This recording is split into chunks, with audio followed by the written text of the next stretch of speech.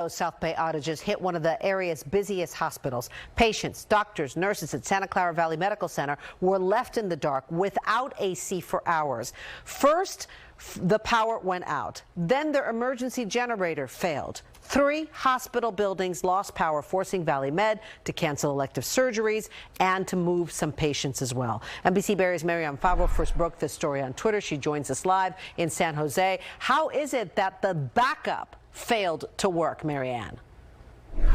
Well, they're still looking into that right now, Jessica. Doctors describe a chaotic scene here last night. Some ICU patients had to be moved to other parts of the hospital that still had power, and ambulances had to divert patients to other hospitals.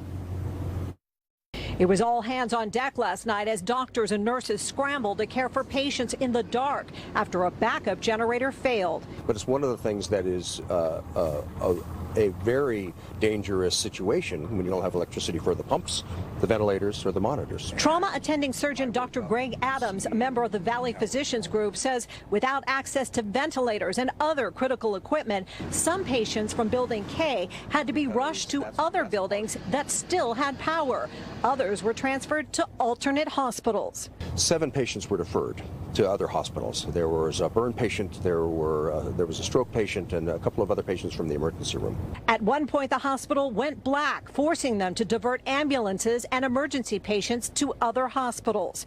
Dr. Adams says Valley Medical was also forced to cancel elective surgeries scheduled for today. We reached out to Valley Medical Center, which issued this statement saying our emergency plans went into place immediately and patient safety was never compromised. At no time were patients put into life-threatening situations.